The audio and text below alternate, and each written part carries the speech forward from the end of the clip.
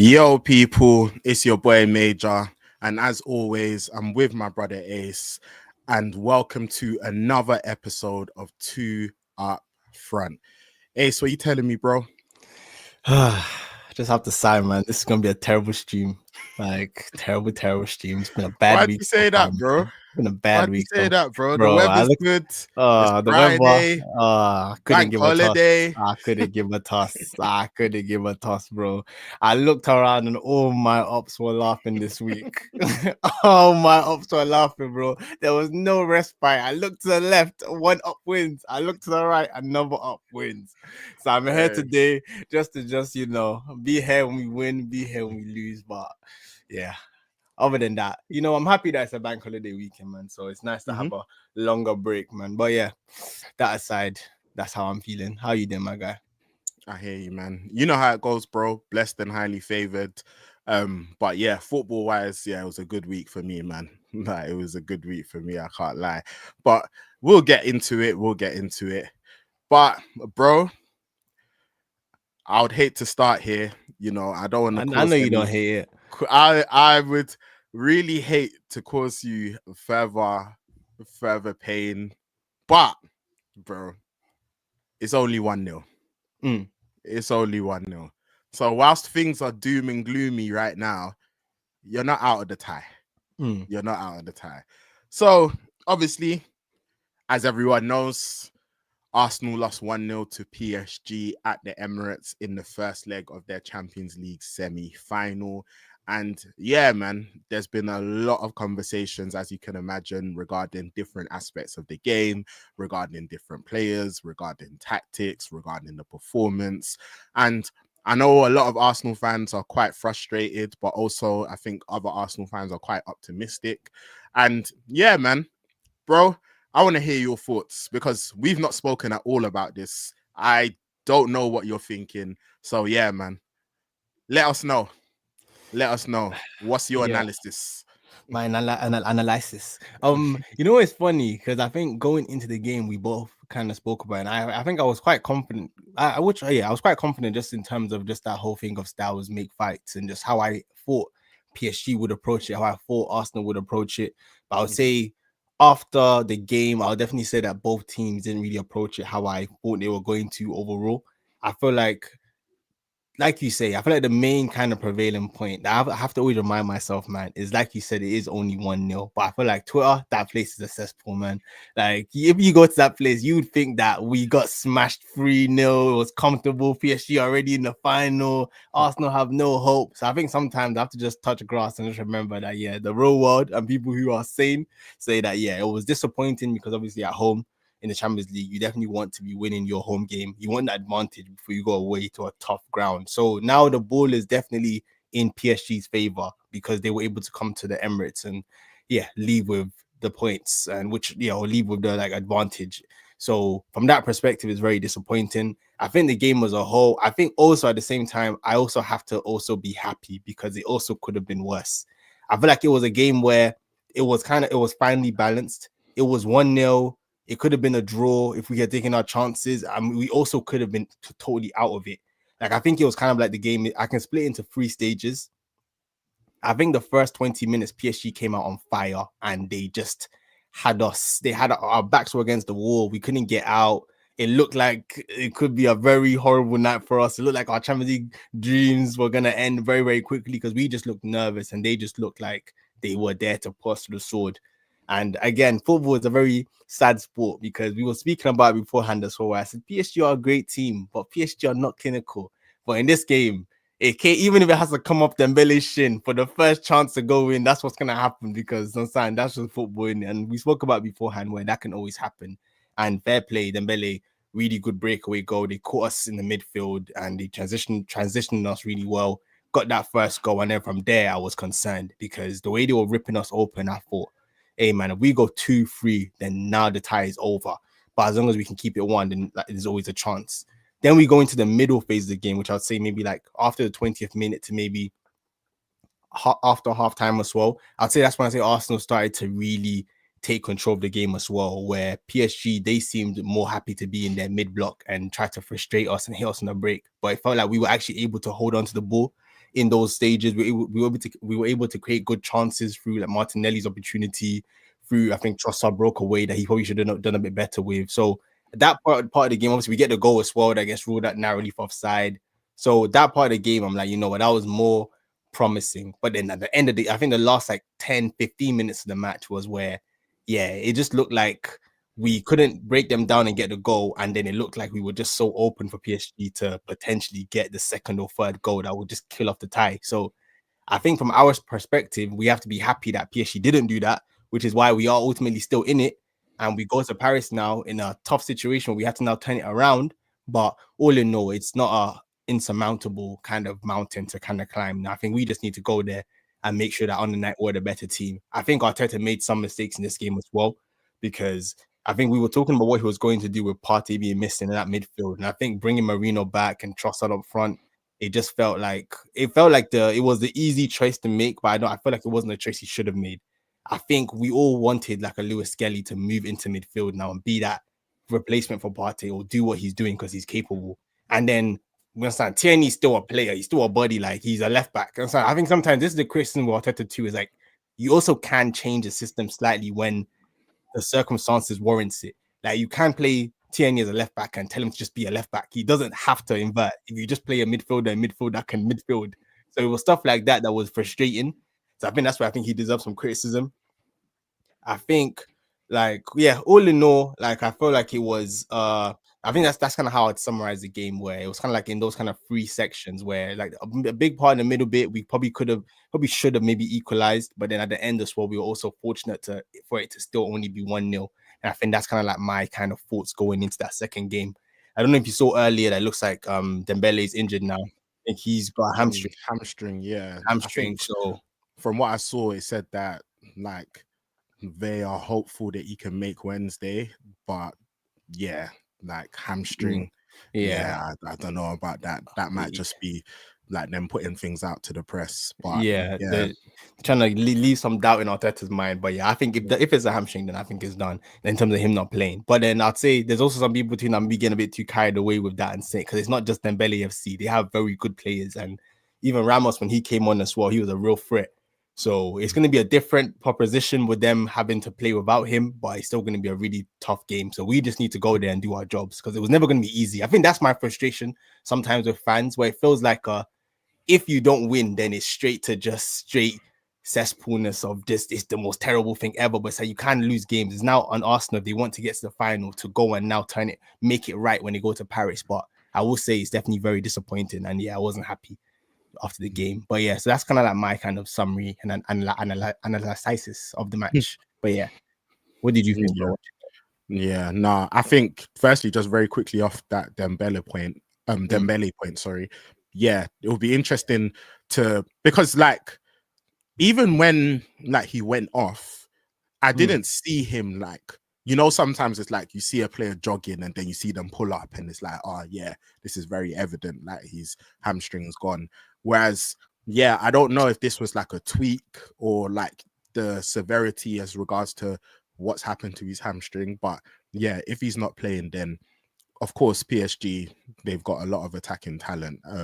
But yeah, I think he is a very important part of what they do.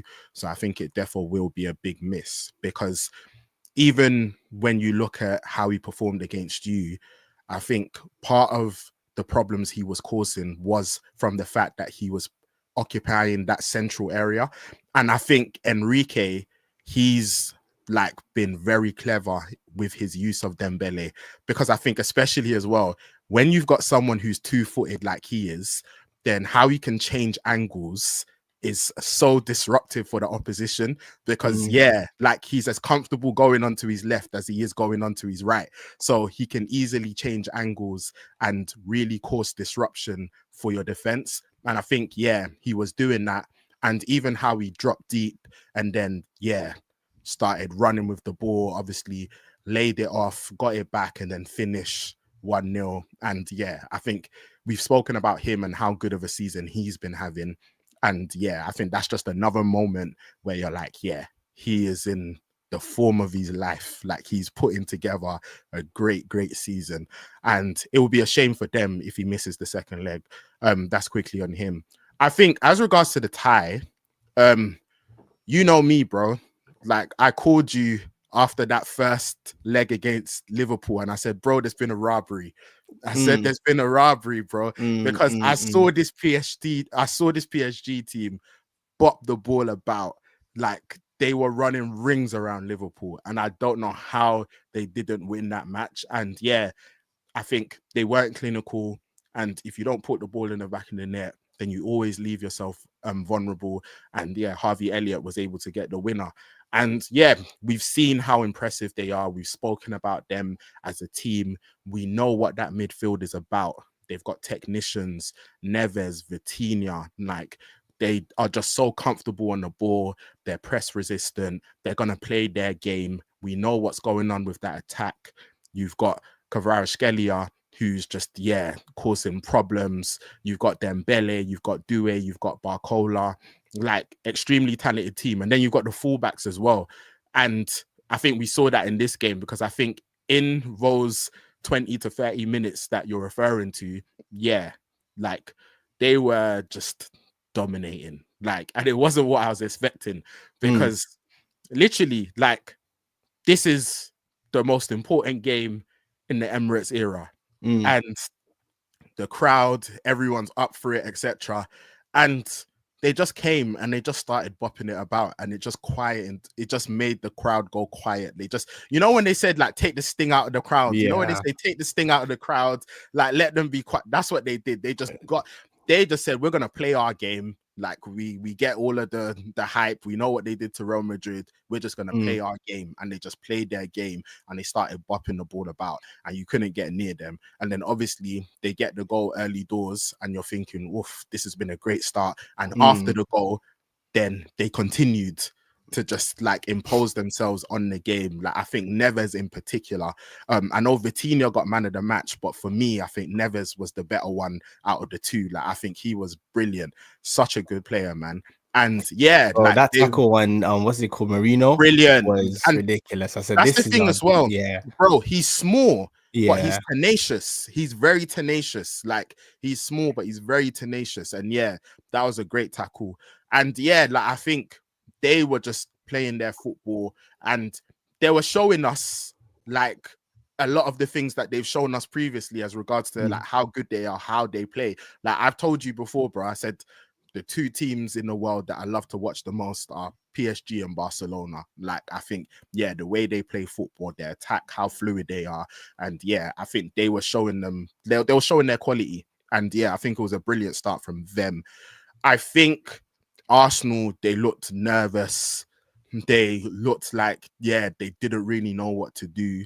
And I think you were at risk of allowing the game to get away from you, but you didn't. And yeah, Arsenal grew into the game. And I think, that period before halftime, you probably didn't want halftime to come because I think, Arsenal, they started to get it together. And things were looking much better.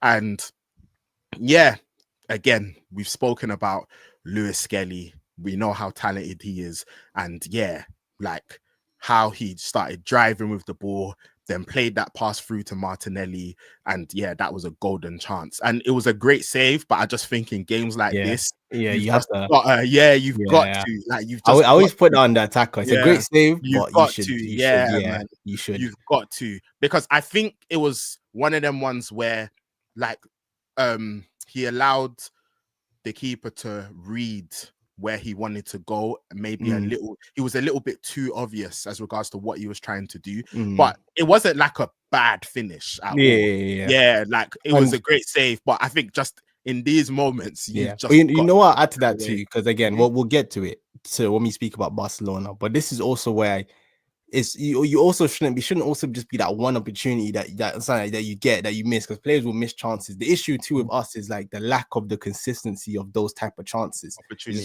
those type of opportunities. Because I think all in all, it was the right type of finish that he went for. It just didn't execute it the way he should have. What would have annoyed me is if you now try to just do a dumb finish where he tries to blast their post. But so it was like not the greatest execution for the right type of finish, but you should do better. Right. But again, I want you to get into those opportunities more. Nah, I think, and then obviously, again, I think this is where you're causing PSG problems because, like, I spoke about Lewis Skelly driving with the ball and then, laid the ball through for Martinelli, and then Rice done a similar thing where he started driving with the ball, laid the ball off to Trossard, and then another great save. And I think those opportunities, they're opportunities that you really need to take. They were great saves. And it's ironic as well, because I remember when we were speaking in the stream previously, you were speaking about the PSG keeper, and you're like, in the last time Real Madrid Courtois, it was like, I know he's a real problem, but I'm not quite sure about. I jinxed it, man. I jinxed it. I said I don't recognize his thing, and then I had to recognize it. The damn shame, man. So Donnarumma, he done his thing, and but Arsenal grew into the game. I think after that, it was like, towards the end, I think PSG really could have buried the tie. Like, I think they had the opportunities to, towards the end, if I was an Arsenal fan, I would actually be thinking, you know what, 1-0 is not the worst result at all. Like, it could have been worse. Like, I know I think some people have said that Barcola opportunity was potentially offside. But I think the Ramos opportunity, I think he was onside there. And then he hit the bar. Obviously, earlier in the half, Ryan makes a good save from Doué when he cuts in. And even in the second half as well, like, it might not go down as like a great opportunity, but I remember the ball being laid off to Neves, and I think a player of his quality, I think the finish was really poor, and I think like on another day he's doing much better from there. So ultimately, like, you're still in the tie, but I was surprised that Arsenal didn't impose themselves more, because the one thing about PSG is that PSG are going to play like how they're going to play. Like, they're not going to change. Like, you're not going to see PSG now set up with a low block and 10 man behind the ball, like, and start going ultra defensive. Like, they're going to play their game. And I think Arteta, I'm sure he has studied them. I think Arsenal have studied them, but I thought like he would have known what to do to combat some of their strengths. You know what the issue is? Go on. The issue is what they did. They didn't sub in a low block, but they sub in a mid block, and that's been our issue the whole season. And I think with us, our problem is breaking down teams once they're in that kind of middle phase of the pitch, and they say, now break us down, like cut us open. And I feel like we always struggle. We've struggled with that type of team the whole season. And I feel like that's what they did in this game as well. That Arteta, it just, again, it's an issue. It's been a reoccurring issue with us in terms of breaking down teams who set up in that way against us. So I went to add, but Also, I think because obviously, with PSG, they like to press really high, and their press is very organized. And I think Arsenal's press, I feel like you were getting it wrong. We're never gonna press probably when Trossard's up front though. This is also why I said, like, I think you got it wrong. Firstly, like you say, we couldn't go over the top because it's Trossard that's the striker, not Marino. So he's not gonna win anything in the air. And two, he doesn't have the physicality that other players have when they play up front either. So if he's leading the press as well, being one of the main guys there, he's going to get bypassed. So again, I think that's one of the biggest mistakes I think Arteta made, was bringing Marino back into midfield and playing Trossard up front. I think he should have done something differently. And I think, again, this is where he gets criticized, and it's rightfully so, because it's too much to say. It's too samey. Like, it's too... Skelly has to play left back. He doesn't have to play left back in this game. Change it up. Do something a bit different. Like, you know what I'll say to that though? I wasn't surprised at the starting lineup at all. And the reason why I wasn't surprised is because I thought if he was serious about playing Miles Lewis-Skelly in midfield, he would have tested it out in the Premier League. Like, he would have tested it out in the Premier League. So when he didn't test it out in the Premier League, I was like, he's not going to do it. Like, it wasn't a surprise to me at all, because if you wanted to do that, the Premier League's done. Like, it's finished. That's the place to now take some risks and try to experiment a little bit and say, all right, cool, we're going to set up like this and let's see how it works out. And and I think that's what was also really confusing. Like, again, Nwaneri, he's not getting any minutes. He's not getting much minutes in the Prem. Like, you're not giving him a start. And then you're bringing him on, but then Sterling, you're playing him who you don't plan to bring on, like it would make more sense if you brought on Sterling, because it's like, okay, well, that's why you were giving him minutes. But why are you giving Sterling minutes if you know that you're not planning to bring him on, but then you're not giving Nwaneri the minutes he needs, and then you bring him on when he can't do much? Like, it doesn't make sense to me. Yeah. So I felt like in the Prem, he could have experimented more. And yeah, that's when he could have like played with things and said, all right, cool. Because yeah, like I think anytime Arsenal started to drive the ball, like you get me, when you have ball carriers, then that's where it's like it's problems for PSG. And yeah, like we've seen what some of their weaknesses are. Like sometimes you have to be a bit more direct. Sometimes you've got to be like a little bit more rough as regards to how you're approaching things. Because if you're going technical ability for technical ability, they outdo you. Like, do you get me? Like, and that's not even a slight. It's just they're just very, very good. Yeah, they're just very, very good. So they're gonna outdo a lot of teams. Like, do you get me? Like, they've got like technical players, especially in that midfield, who, yeah, man, it's just gonna be very, very hard to like combat them if you're trying to play that similar style. But you've got someone like a Rice, you've got someone like a Miles Lewis-Skelly, who again, like they can pick up the ball, they can drive, like they can evade challenges, they can lay the ball off into space. And I think that's some of your strengths. And yeah, like I feel like just the approach from the first minute, it was just wrong. Like, yeah. Bro, and you allowed them to settle. Yeah, you allowed them to settle into the game. So yeah, I do feel like Arsenal, they got things wrong. I've seen a lot of talk regarding like the fans and like the atmosphere. Obviously, there's only so much you can see on the television and hear on the television. Like, I know sometimes that's not a true reflection of how it was actually at the game. And yeah, I know there's been, I'm not gonna lie, it was really bad, the tifo with the with the cannon that you put up. Yeah, it was really, really bad. I know a lot of Arsenal fans were upset about that. I think apparently the Arsenal supporters, they raised money and they tried to put together like a few designs, and the club said no. So yeah, like that's not on the fans, that's just the club who, yeah, I think they failed you there. And I've heard a lot of conversations regarding atmosphere, and I think with me, where I'm at with it is that, one, obviously, like when the opposition come and they just start bopping it about, then yeah, like it can make the crowd go like a little bit quiet. But then obviously, like as fans, you want to cheer on your team, you want to support. But the thing I always say is that it's a two-way thing. Like, so it's like, yeah, like the fans, they're gonna cheer, they're gonna be up for it.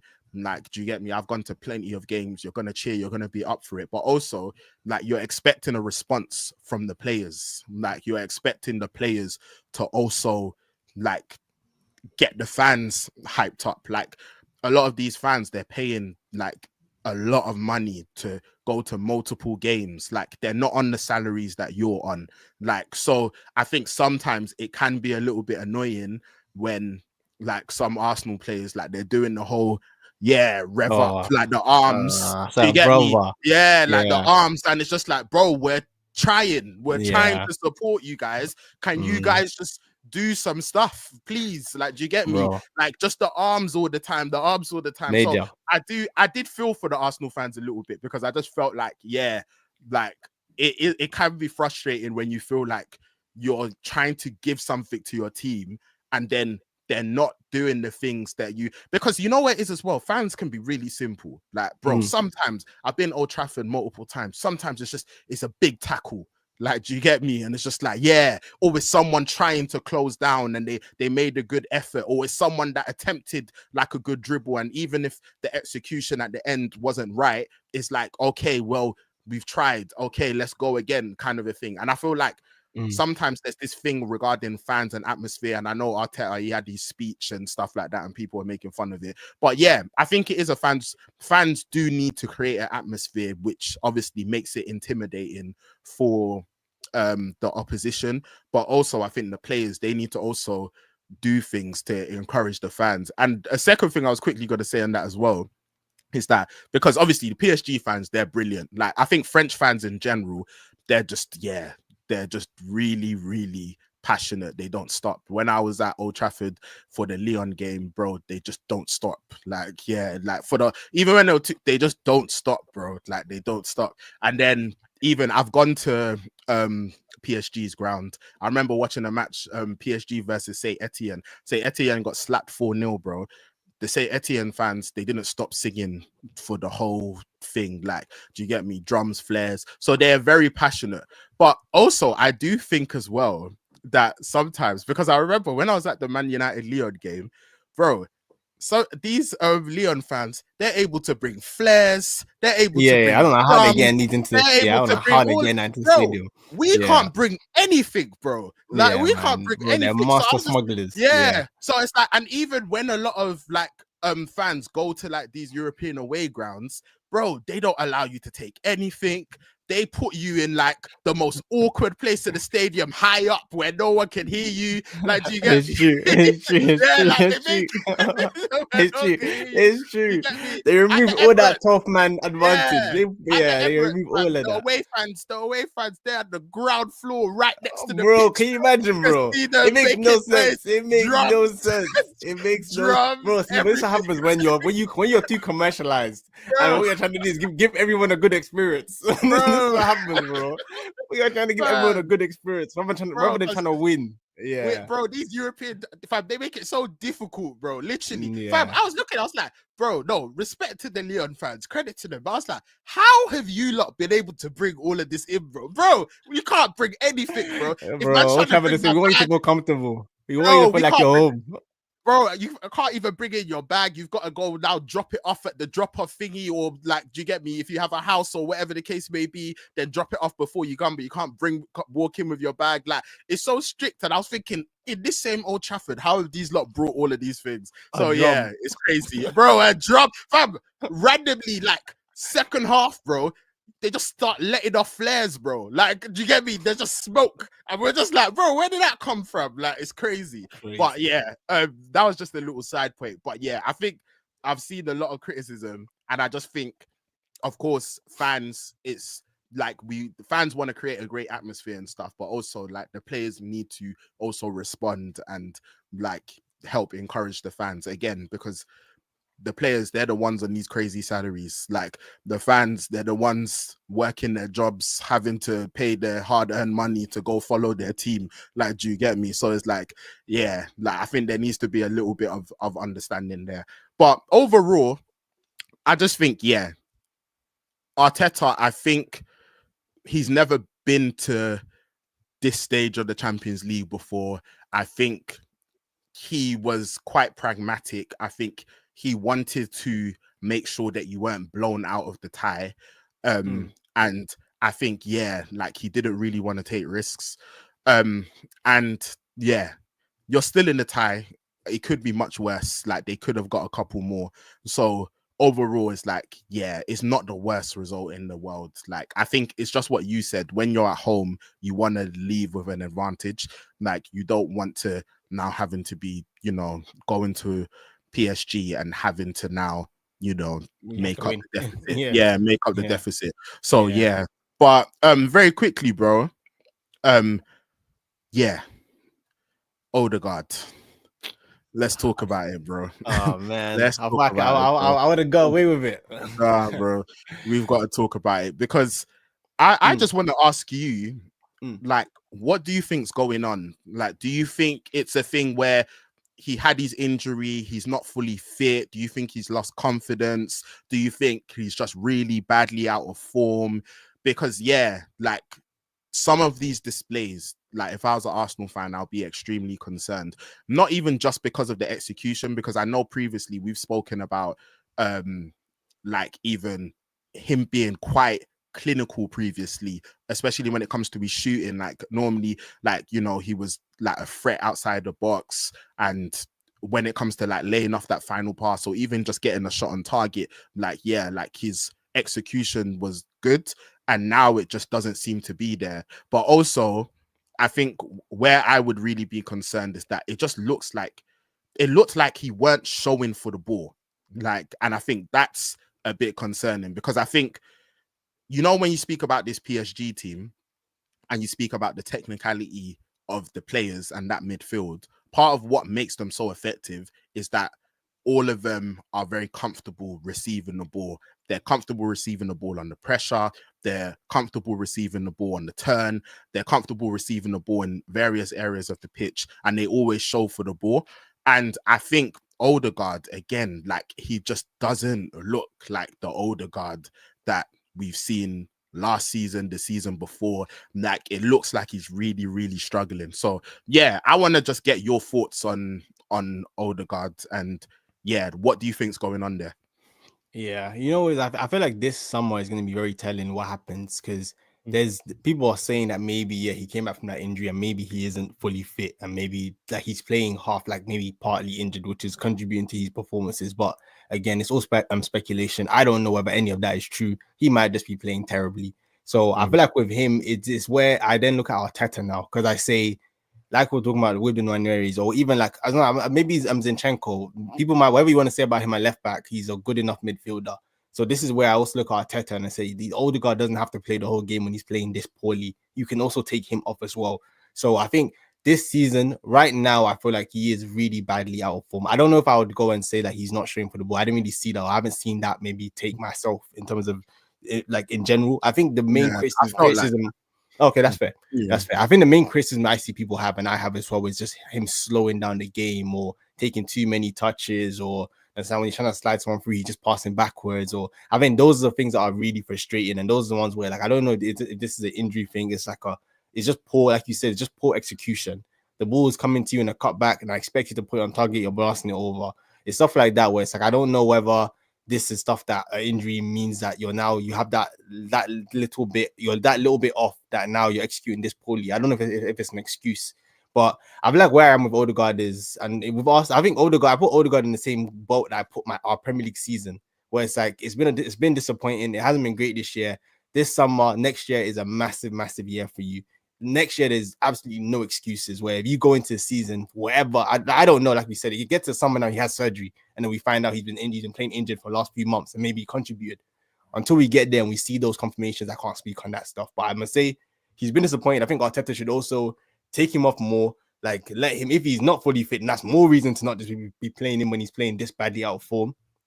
But I'll say that I think he's given us enough solid years now where I can compartmentalize it and say, you've been terrible right now and you deserve all the criticism people are giving you. But I'm also not ready to just be like, yeah, you're like, get out my club and all that kind of stuff. Like, I think next year is like it's gonna be a big year for him, basically. I think it's gonna be a big year for Arsenal as a whole in terms of what we do with our squad and who we buy. And I think he's part of that kind of bigger picture with Arteta, where it's like, regardless of what happens this year, next year, this summer, how we recruit, how we kind of pair Odegaard with whatever midfielders we get, whatever fullbacks, whatever striker we get, that's all going to be one cohesive picture. It's going to mean whether our test is going to be successful or not successful. And I think I kind of put Odegaard in that boat where I've just kind of parked him to kind of, like, long story short, where I have the Premier League season, where it's like, you've been disappointed, you haven't been great, you're going to get criticized, is what it is. Like, there's not really anyone there I'm like desperately for you to drop you for, but you've been really poor and you're going to continue to get criticized while you play this poorly. I think that's kind of where I'm at with Odegaard, in my opinion. I hear you.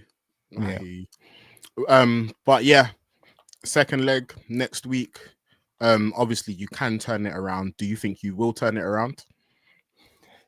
I think so. I think Partey being back will be massive. I feel like putting Marino back up front will be massive. If Dembele is injured, that will be massive. So I think there's enough there to it. We are good away from home. Like, so I think there's enough there for me not to just be like, yeah, it's over. But yeah, it's gonna be tough. It's gonna be tough. But again, I didn't think getting to the final of the Champions League would ever be easy. And I think that's also where I feel like some people do just do too much sometimes. Like, you can be disappointed, you can be like, nah, it's not good enough, but like, you don't have to lose your head. Like, Do you think it's yeah. the hype of the Real Madrid win? Like, do you think because of how I don't think so. I think it's like it's that football thing of like, if you lose, it's straight to head loss. Like, it's like you can't lose and be disappointed about head loss. Yeah, like, it's that there's no middle ground of like disappointing and being critical.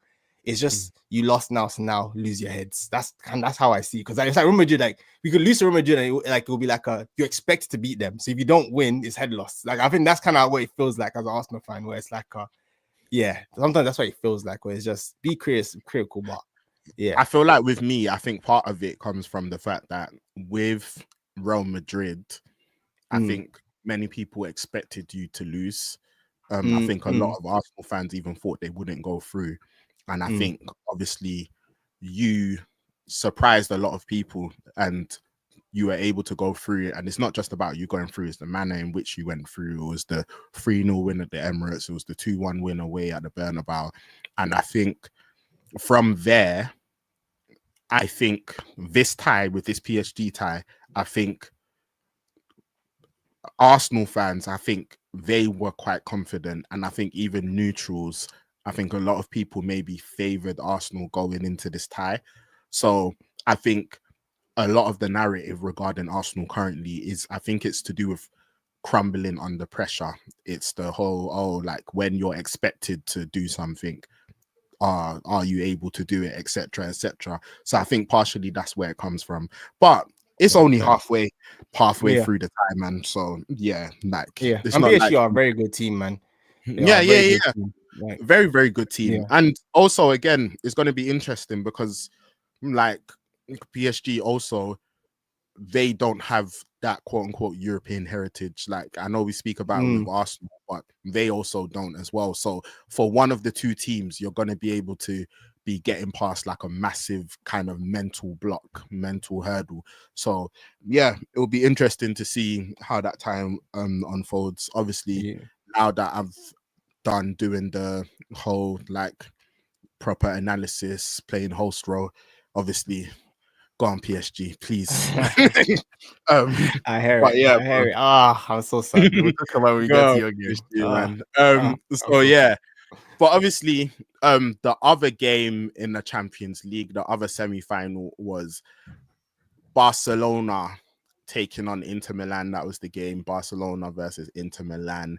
And bro, what a game it was. Like an absolute brilliant game. Like, bro, yeah. Like I'll just start off with like my analysis on it. But yeah, literally, you get to the game, you're thinking, cool, yep.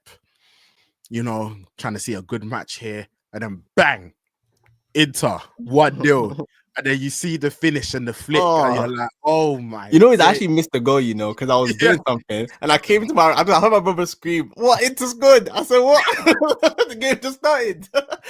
Then when I saw the replay of the goal, I said, "Yeah, that's a beautiful goal, man. Yeah, lovely finish." So yeah, like Inter went 1-0 up, and then obviously they then make it 2-0, which was again another great finish by Dumfries. And you're thinking, whoa, like Inter 2-0 up away. Yeah. You know how good their defense is. We've praised Inzaghi as a manager. We know that they've got some quality players, Bastoni. We know systematically they're well drilled. They know what they're doing. How are Barca going to respond? And bro, I've been raving about this Barcelona team. I've been raving about a couple of players in particular, bro. One of them is called Pedri, and the other one is called Lamine Yamal. And I've been saying, I don't think people quite understand how good this guy is.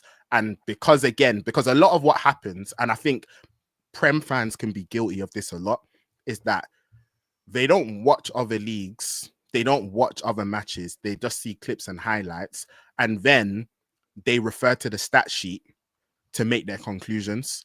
So you look at the stat sheet, you don't see a crazy amount of goals, and you say, well, he can't be whatever, this is this. Well, you're not watching him, bro. Anyone who's been watching Barcelona this season know that this guy has been ridiculous. He's been absolutely ridiculous. And obviously he showed like the whole of England what he was on at the Euros.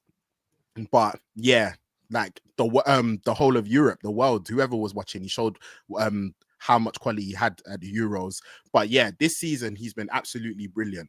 And I think I said it on the last stream, bro. I said, as soon as he just becomes more clinical with some of these chances and that goal tally matches, because I think he's a bit of a victim of obviously the whole Messi Ronaldo thing, where it's just like, Messi, he has the play style, he passes the eye test, he passes everything, but then also the goal tally is crazy. So it's like there's nothing you can kind of get at him with. And obviously, I think some people, they're now trying to get at Lamine because of the goals. But bro, if you're watching this, then you know that this guy, bro, he's the chosen one. Like, He's the chosen you know, one. you know, Like, you know how you know you're Lamine the Yamal, chosen he's one, the yeah. You know, chosen one, bro. bro, when you pick what that, like you said, it was so messy, like that first goal. Like it was just Bro. like he just picked up the ball and said, "Nah, man, I need to get my team back into this game. Bro. Like that's what I need to do."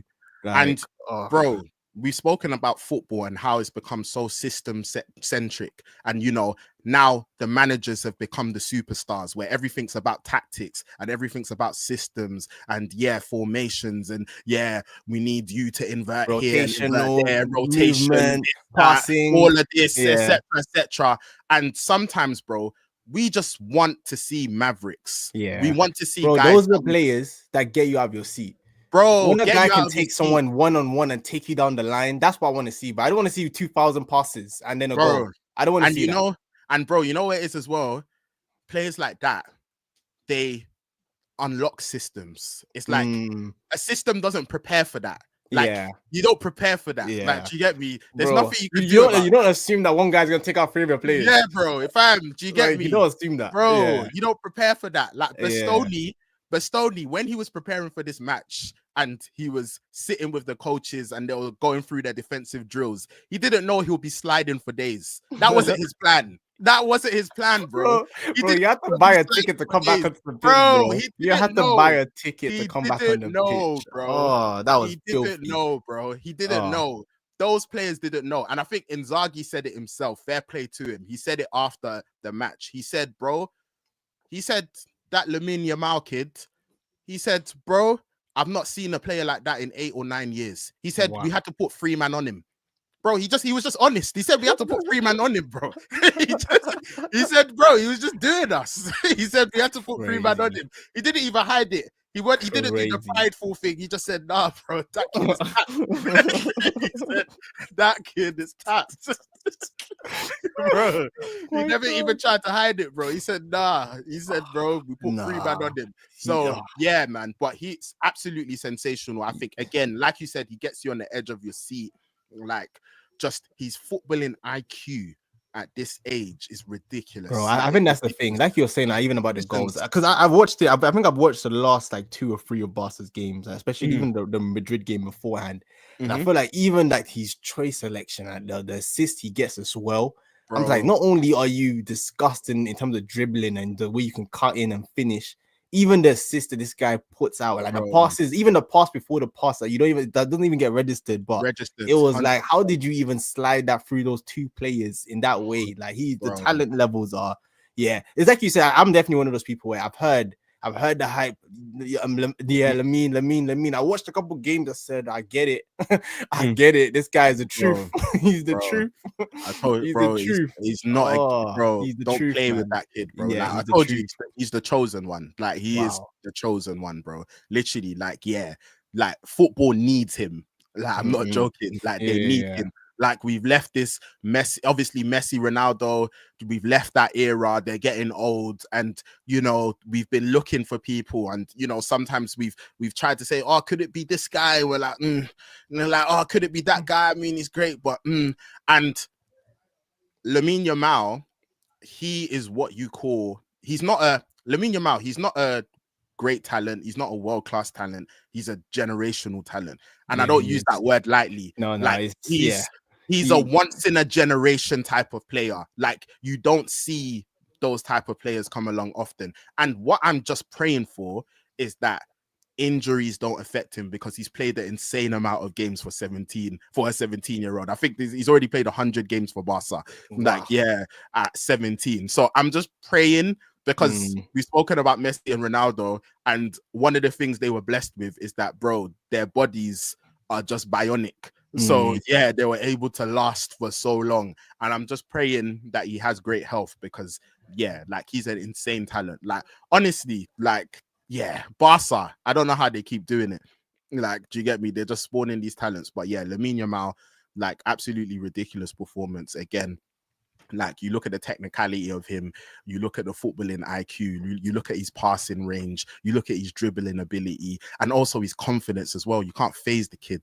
Like, I remember Bro, I told you, bro. You know, in the it takes a conference. lot for you to be like I need to get my team back in this game, bro. He literally Yeah, just bro. took the ball and just dribbled past our 3 players and put it like it was Bro, I nasty. think in the previous press conference they asked him about I think he was some of the press, they were saying, yeah, a lot of people are talking about like maybe like some of the things you're saying and etc. and whatever the case may be.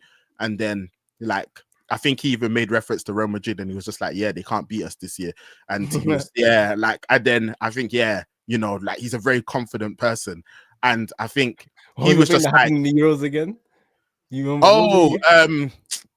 with it was against France. It was what's his name, man? You played for Juve, like United with Rabiot.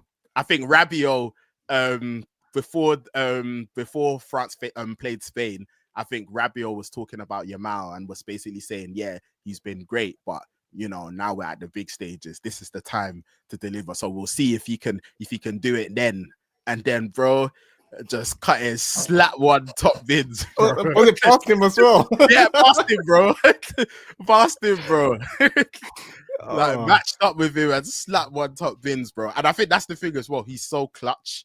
He's so clutch. Like, in all the big moments, like, do you get me? In the El Clasicos, he showed up. Like, you saw what he did in the Euros, showed up. Champions League semi-final, he showed up. Like, again, when you're talking about this footballing CV that I like to mention, like, bro, he's already producing an incredible one. Like, that pressure of, can you do it for your country? He's already ticked it off. Like, do you get me? He's now trying to grab a World Cup, and look how many years he's got to try and do it. Like, do you get me? But he's already helped deliver the Euros. So yeah, incredible talent. Like, and yeah, I've told you, man, like, he's a really, really special player, generational talent. And yeah, you already know what I feel about Pedri as well. Yeah, best midfielder in the world this season, in my opinion. But all that being said, bro, all that being said, I think Yamal, brilliant. Pedri, brilliant. I think Hansi Flick, he's the perfect manager for this Barcelona team and for Yeah. talents like Pedri Yeah. and Yamal, because how he plays, his philosophy, like how he embraces attacking football, it allows for them to thrive. Yeah. And I think, yeah, Bro, we've got this to is the, give like you him a said, lot this of is the credit. reset. This is the reset Yeah. that football needed, man. Because Yeah. like, I feel like what he's doing now, he is breaking all these systems. Like all these teams that just want to just pass the ball around and try positional play, and everyone is all systematic, and everyone knows where the next player is going to be. Like, this just high pressing football where you don't have time to try and do this systematic thing, or just in your face will win the ball high, and then we have the quality to punish you as well.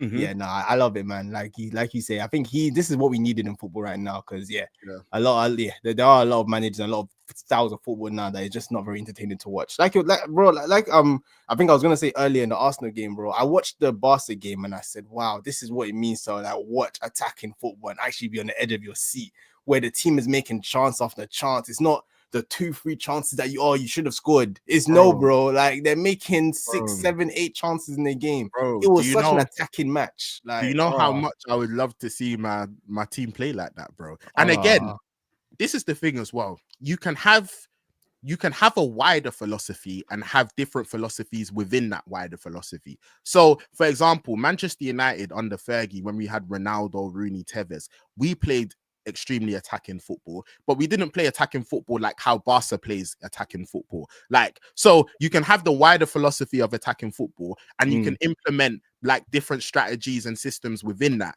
But ultimately, you're still going to allow players to express themselves and show their talents on the pitch. And I think nowadays, again, the managers, they're trying to become the superstars. Like, it's like when the team wins, it's, oh, it was my system, it was my tactics, it was, look how we set this up and look how we set that up. And it's like, no, bro, I want to see mavericks. I want to see players who take the game by the scruff of the neck and they just do something. Like, and yeah, Lamine Yamal, brilliant. And yeah, long may it continue. And I hope we see more players like that.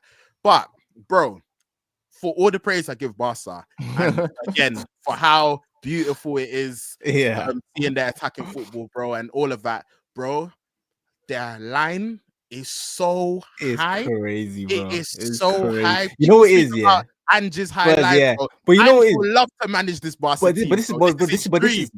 Oh This is my why days, bro. sometimes you have They to can be trust got your at so bro. easy. You have to trust. They can be, but this is also why even with Ange, I think something I've always been so consistent with from the beginning with him was, again, this type of football that's high risk. It's okay when you have the quality that Barcelona have, because then when you get your opportunities, you're more likely to convert it. And then the opposition also has to convert theirs. And obviously, Inter are a very good team as well. But when you have okay to good players and the opposition have okay to good players, and it's like it's too much of a risk for you to play this way. So I feel like, yeah, 100%, the line is crazy. And against certain teams that, it's like even Inter, I was shocked that Inter also played so much into the. I guess it's hard to counter the way Barca plays. But I was shocked that they also were so open as well, because I thought they would also really stink it out and say we You know are what? purely trying to counter. I think Yamal rattled them. I'm not gonna lie. Like I think after that second goal, like he just really started getting on the ball, and literally, I think that's what players like that can do. Like again, they unlock defenses,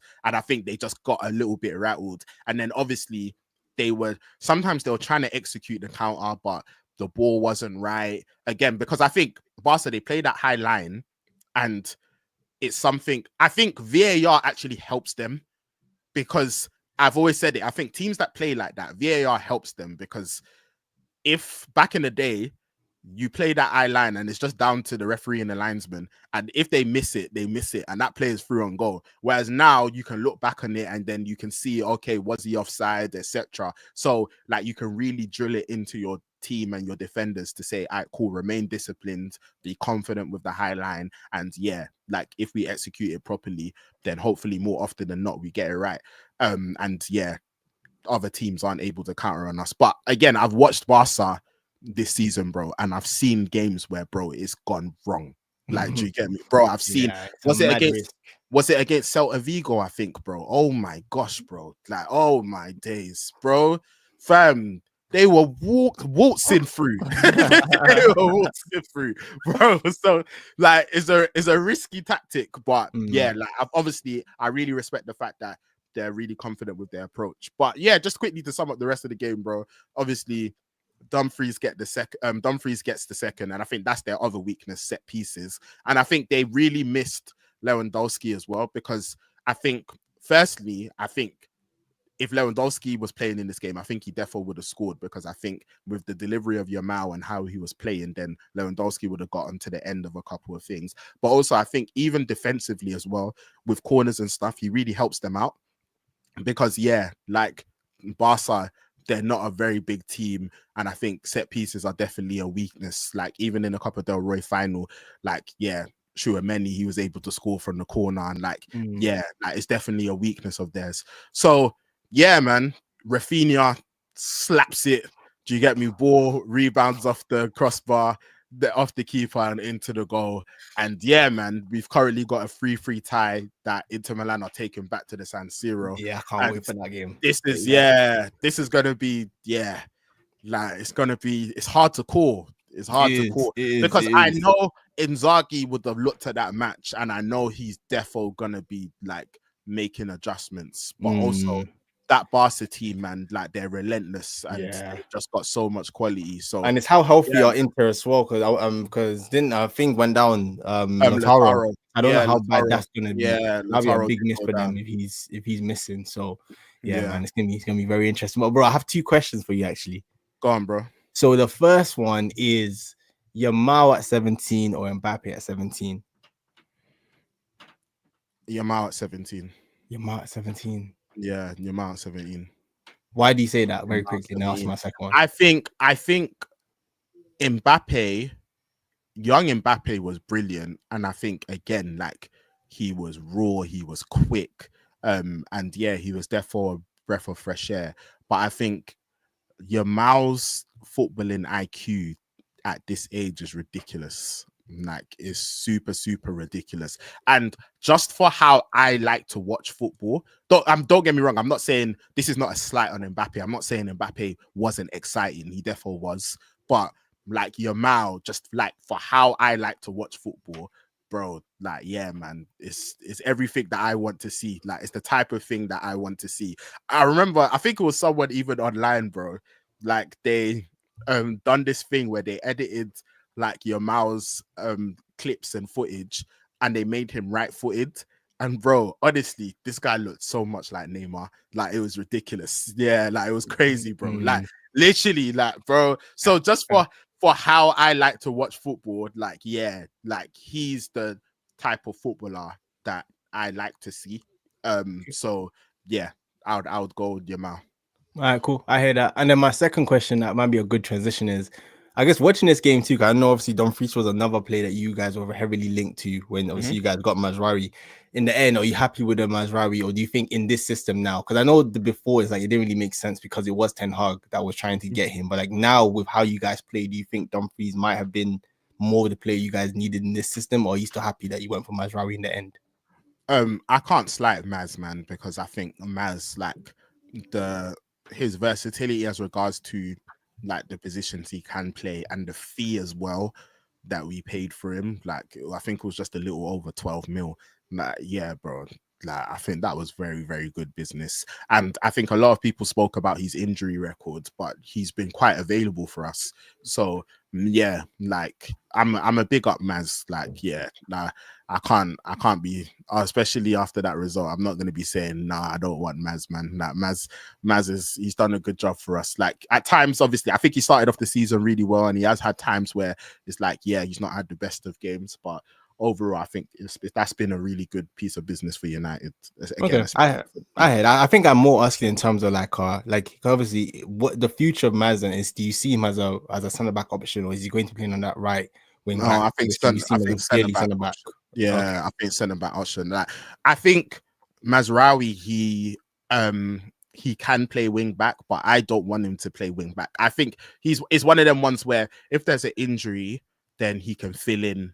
And yeah, like, I think again that's part of the benefit of him. Like, he can fill in multiple positions, but I want my wing backs to be super attacking. Like, I want attacking wing backs. I want wing backs who can really push up. I want wing backs who, like, yeah, they're gonna stand up their defender and have a go at them. And yeah, like Mazraoui, like, he's composed on the board, like, he's got good technical ability. But yeah, like, he's not like an attacking player. So yeah. cool. Yeah. But yeah, bro. Yeah, like you mentioned, I think it's a good segue. Obviously, Manchester United, Man United. We had a really big tie. And yeah, like, we previewed it, and I think I said, bro, I would be extremely happy with a draw. I will take that back to OT. I'm gonna be at the second leg in the semi-final next week as well. So I was like, yeah, I was like, cool, like, just, bro, take it back to OT, and then I'm hoping OT could do OT business. And obviously, I'm watching the game. I think we start off bad, to be fair. Like, I think Ugarte was having a shocker. Like, any ball that was going into him, bro, it was a loose touch. He couldn't control it. Like, it was just very nervy. But then, hey, man, we've spoken a lot about football, and we've spoken about like talents, and you know, like, I think it's always good to see Mavericks. And I think sometimes, bro, like, the problem with football is that people just compare too much, and they don't just like to enjoy players and quality. And you know, like Lamine Yamal, Harry Maguire, let's just enjoy them. Let's just enjoy them both, bro. Let's just enjoy them. We don't need to compare. We don't need to say I did who's not see better that than the coming. other. You know what? Fair We play. don't, we don't need to, Fair we play. don't need to say who's better than the Fair other. play. Let's just enjoy them Ah. both, bro. Like, I see some people say, "Oh, Yamal's better than Harry. Harry's better than Yamal." Like, let's just enjoy them both. That Please, guy is guys. so stiff. Oh my Please, guys. god. But Please, now, guys. fair play, Let's man. just Nah, fair enjoy them play. both, Fair man. play. Like, Fair do you play. get me? Like, in this systematic footballing world where Oh, there are players that, they get just off. don't want to take people on. Like, do you Mm, get me? They just want to play it safe. They don't want to take risks with the ball. Like, they just want to be very, like, just robotic with their maneuvers and how they approach the game. And like I said, bro, it's systems, it's formations, everything is so rigid. What did they call it? Was welcome to Maverick. Harry's penitentiary? I wasn't sure Hey, you the bro. word. Welcome to Harry's penitentiary. We need Mavericks. We fair need enough. Mavericks like Sir Harry. Like Sir Harry, Nah, bro. fair And enough. bro, I see this Nah, guy. He Takes cooked it on him. the right wing. I see it. I'm just like, bro, what are you finding yourself doing there, bro? Like, why? But he said United need a wing back. Hey, bro. He said United. I heard him. He's trying to reinvent himself. He said United need a wing back. I hear it. I'm just like, bro, I already know you're capable of going up front, bro. I was there at Old Trafford when you got that winner. I know you got a crazy box presence, like, bro. I know you can crash it. But I saw him on the right wing, bro. I said, hey, bro, I was thinking, just lay that off, bro. Just lay that off and get into the box. And I saw him, bro. He tried to create an angle. I said, all right, bro. Okay, cool. Create the angle. Then, put a cross in. I see him chop back in. I said, oh, what's he doing here? I see him chop back out. I said, bro. I see him Beckham-esque. Why not? Bro. Beckham-esque. I see Agate flick it on. I see Big Cass at the back post. I said, oh my days. I said, this is what football has been missing. I couldn't believe it, man. Yeah, I couldn't believe it. Like I said, Lamine Yamal, Harry Maguire, let's just enjoy them both. We don't need to compare. We don't need to make comparisons and bring up stats. We just need to enjoy what we have. We've been treated to two quality players. Let's just enjoy their talents, please. But yeah, so obviously we go 1-0 up, bro. I'm going mental in the room because I just know how massive that goal is. And I felt like, we were a little bit nervy at the start. And it was nice to see that, we were also able to just create an opportunity and take it, because I think previously, obviously, Garnacho, he'd scored, but he was offside. So yeah, and I've got to give a special shout out to Casemiro as well, because I feel like he has been playing really well, over a number of matches for quite a while right now. And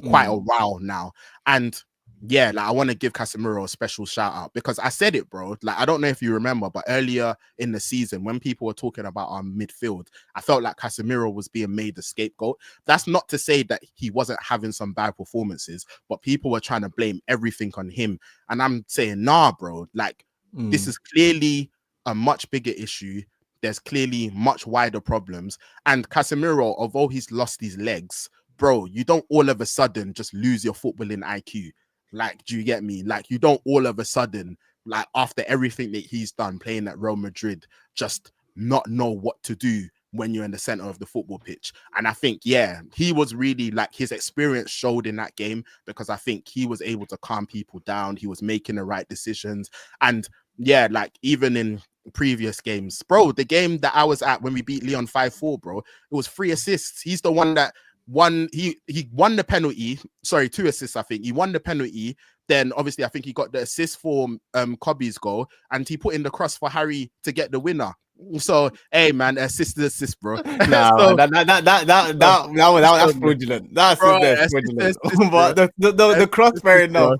But yeah, that one for Kobe. To be fair, Kobe doesn't work on that one. But so he's been playing well, man. And I think his experience, because again, when you're going into an atmosphere like that, I could hear it through the telly, bro. I was thinking, damn. Yeah, man. These men, they were ready for the final, bro. Fam. Oh my gosh, that atmosphere was crazy. And then obviously, I think the big moment in the match, the ball goes across the box.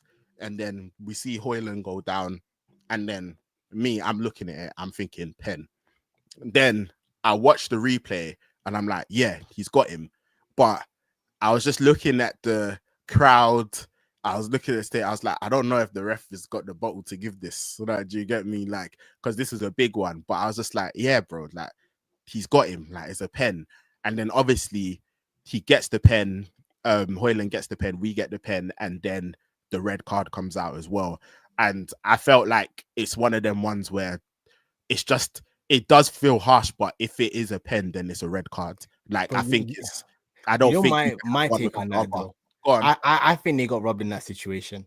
Go on. Why I think they got robbed is I think when earlier in the play where the ball hits Garnacho's hand when he's trying to get up, I feel like that's part of the build-up. It's a handball.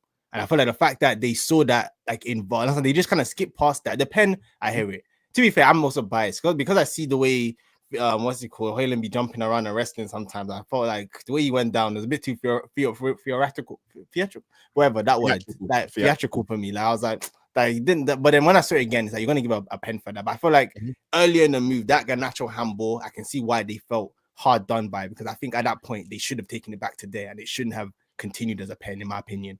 So I think that was very harsh. I saw the replay of it, and I think the ball defo did touch Garnacho's hand. My only question to it, and this is a genuine question, is as regards to the handball rule, like it was very, what do you call it, inadvertent. So obviously he slipped, he's fallen over to the ground, he's got up, and like his hand is in a natural position, and obviously the ball struck his hand as he's getting up. And again, that might be a handball by the letter of the law, but also I'm not sure that it is like, so it's a genuine question, like as regards to what's the rule there, because I was seeing some people saying that, that's why it wasn't given, because it's like, like he's gotten up, his hand is in a natural position, the ball has touched his hand's not out, like he was on the floor, it's touched his hand and he's gotten up. So that's why, like, that wouldn't be considered a handball. Like a similar thing, like, you know, when you're in like the penalty box and it's like, like if it's like inadvertent, like if your hand's not outstretched, if it's in a natural position, close, whatever, then it wouldn't be given. So that's my only thing regarding that.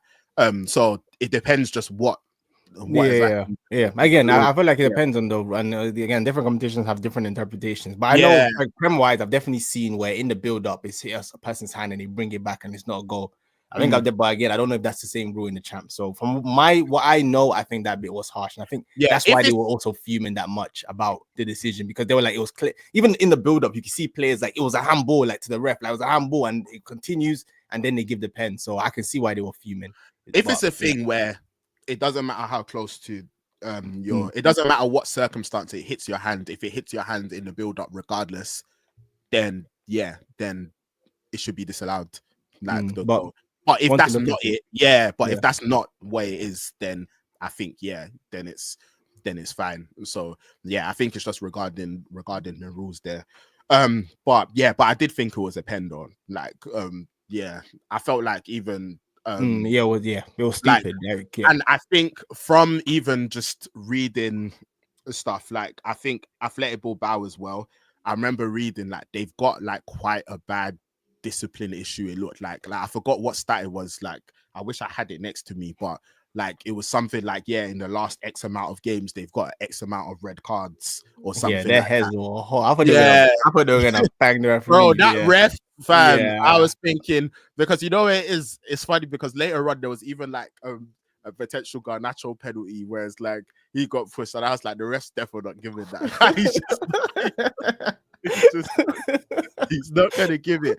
And it's funny because even later in the game, I was like, United, bro, don't do anything stupid, because of what's happened and the pressure for this crowd. Any opportunity for a pen, like they're gonna give it. Like, you get me? Even when I forgot the name of the striker when he was breaking away from Maguire.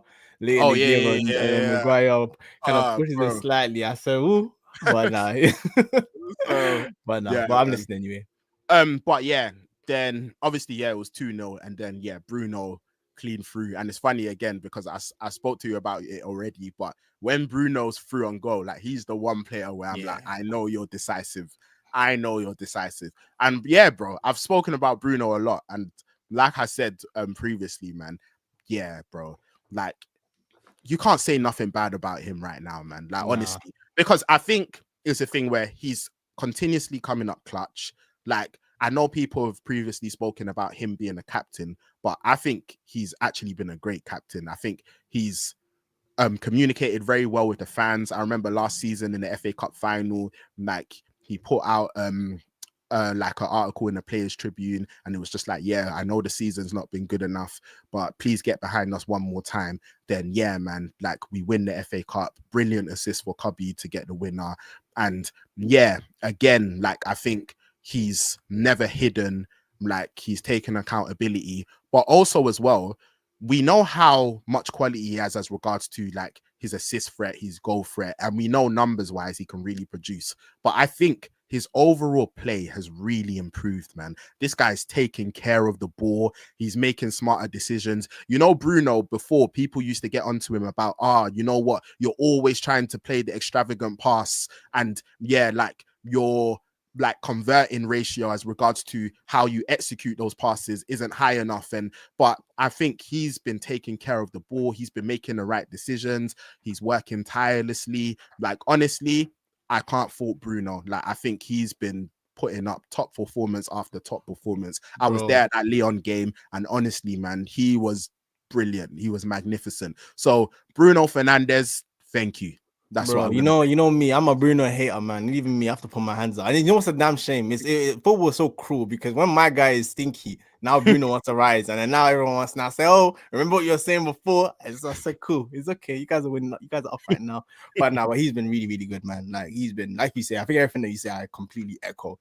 Like it's like I think he just seems a lot more reserved now and a lot less like those kind of instantly spinning and trying to force the pass. He's doing that a lot less now, and he actually has been your best player comfortably in the last like months now. So fair play, man. Like he's doing everything that you'd ask for him, like you'd ask for him. So yeah, no, I think he's been really, really good. So to echo what you're saying, he's been really, really good.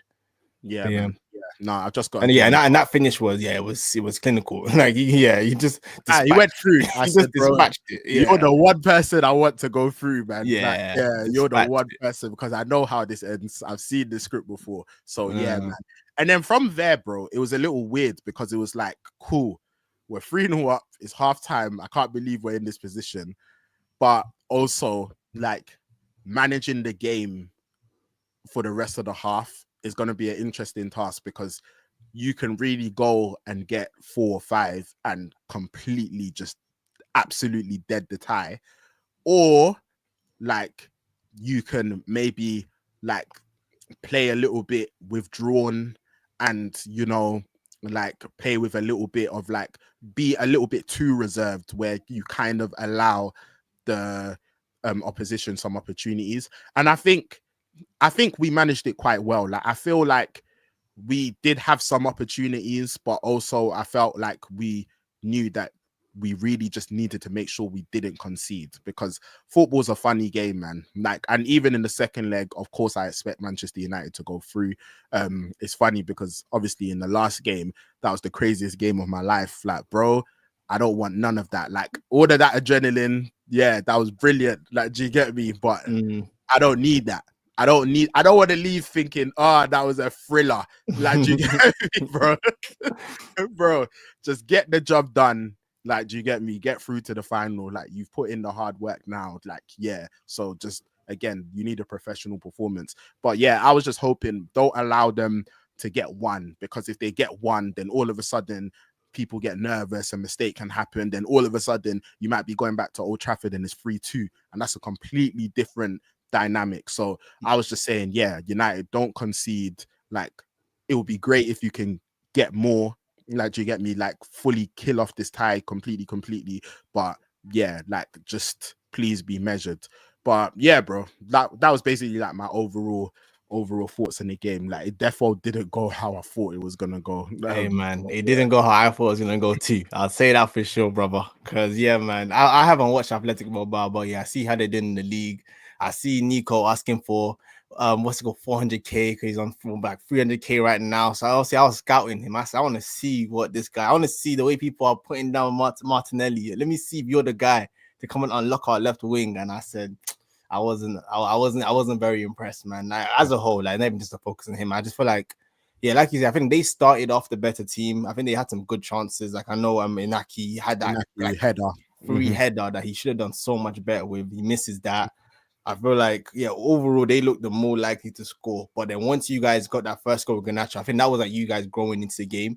Yeah. Then that got ruled out. Then you guys came again with the Maguire 2-step, like we said. Like, you sound like you alluded just to. Enjoy them both. Oh, okay. Thank you. Yes.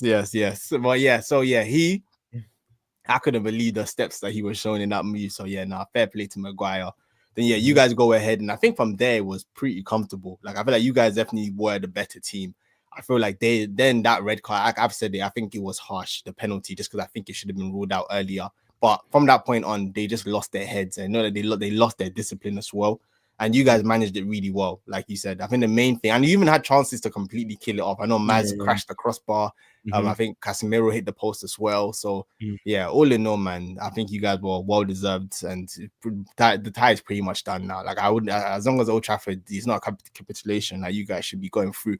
That's why I said, bro, don't you dare, don't you nah, dare. man, you know, be alright, man. Don't you know, dare. No, you just need to. You again, like yeah, we should go through, but bro, like honest, fam, I've seen Liverpool lose 3-0 at the Camp Nou to Barca with Messi and Suarez, and second tie they win 4-0. Like I saw my team score 3 goals in 7 minutes. So like football's a crazy sport, but again, don't get me wrong, we should go through.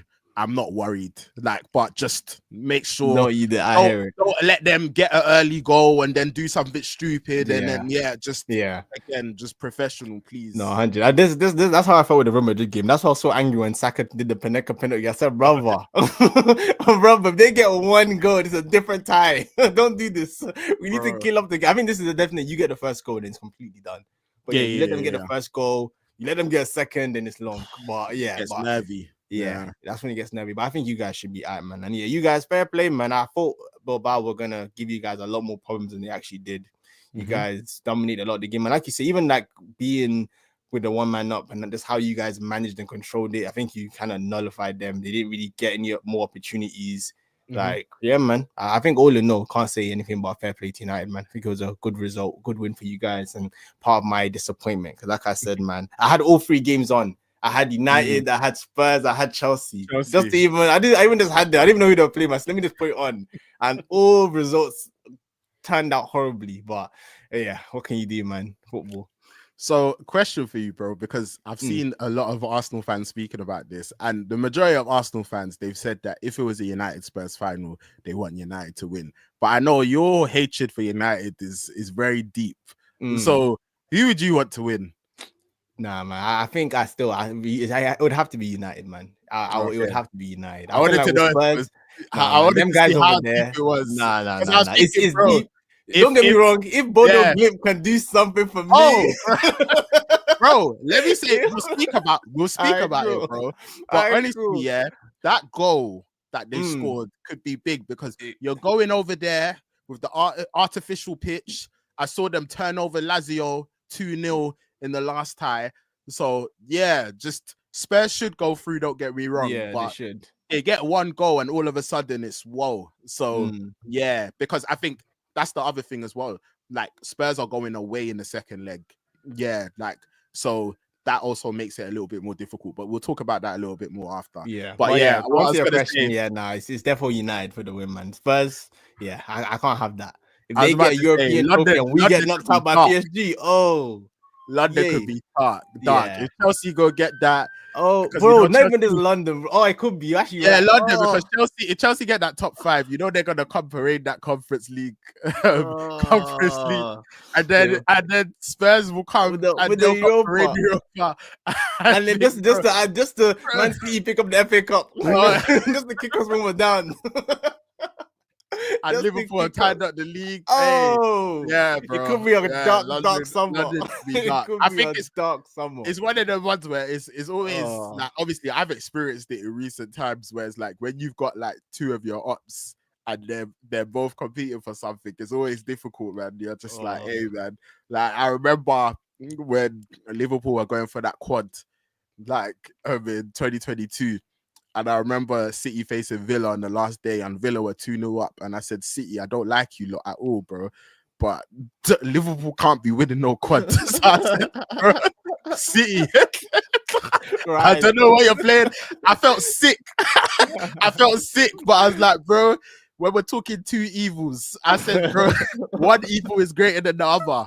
I hear it. One evil is greater than the other. So, yeah, man. But, yeah. Like obviously, great result. other player I just want to quickly shout out as well. I think I've spoken about him a little bit before, but it's just Lenny Yoro. I think he's going to turn into a really top player, man. Like, I think ever since that Southampton game, he's locked in. And yeah, man, his decision making, his poise, like he can progress the ball from the back. Like, I think he has just really learned a lot. And he looks like he's reading the game so much better now. And I think, yeah, we've got a potential top centre back like there with Euro. So yeah, like I'm really happy for him. And yeah, like I think hopefully he's only going to get better and better, because I think I remember how people were ripping him after that game. And again, like I said, Lemmy a Euro and all the names are starting. And yeah, man, like I've seen him lock in and I've seen him put in some really good performances. And yeah, man, like he's someone that I'm really happy about as regards to his progression.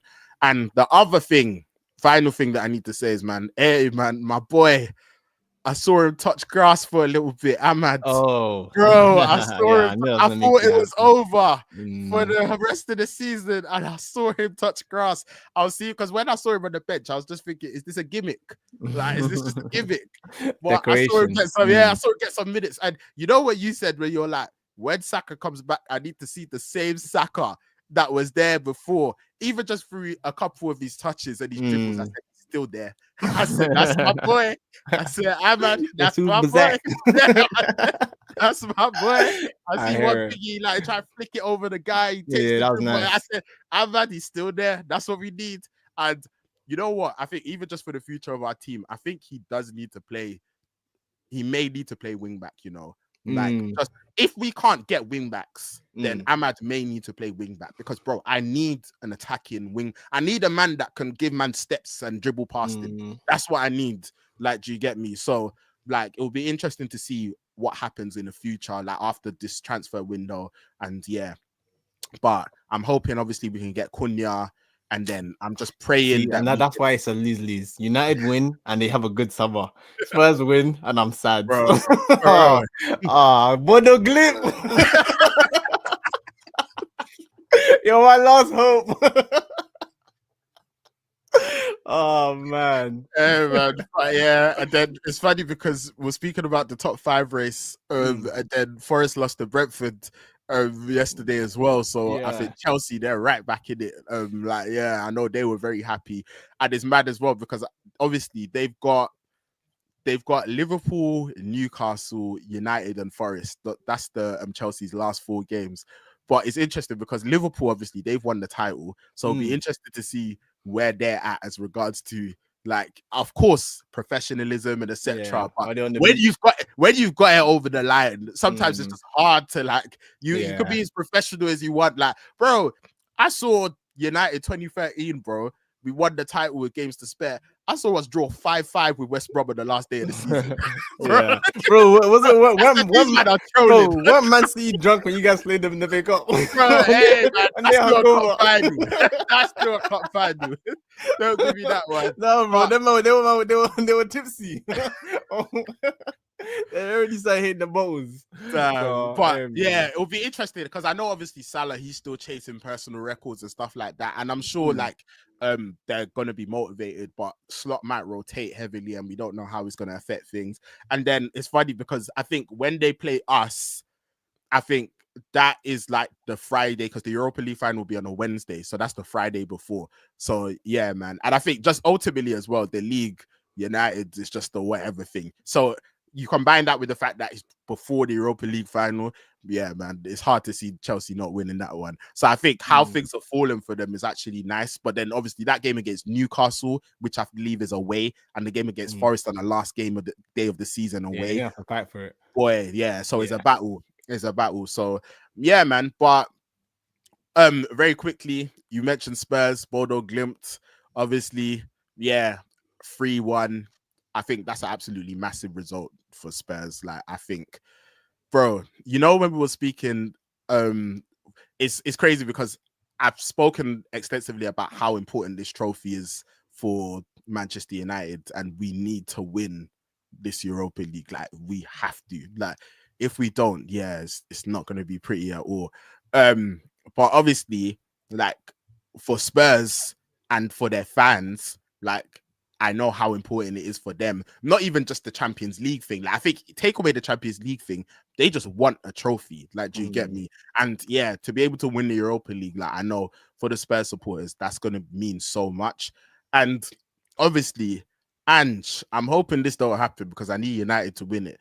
But if this guy said this whole "I always win things in my second season" thing, and I guess that over the line. You know what, Izzy? I think you have to just say fair enough. Bro, you can't you have to just say fair enough. Bro, you actually fair can't enough.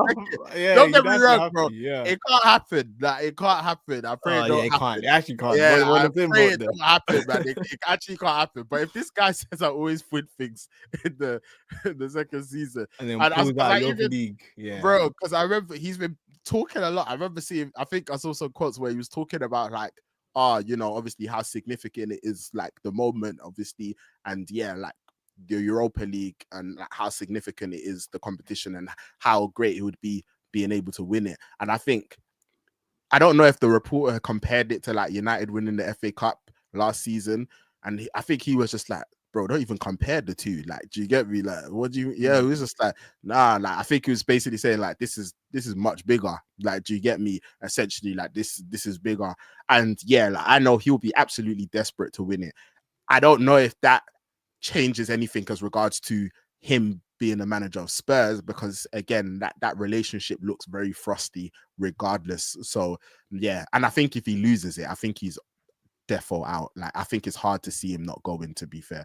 But it'll be interesting to see, like no, it won't be interesting to see because it can't happen. It's like, let me not even interested to see anything, bro. It won't be interesting to see. And I need to win this Europa League. So yeah, hey man. So let me even move on for that. Then obviously Chelsea, they got their 4-1 victory. Do you get me? But you know what?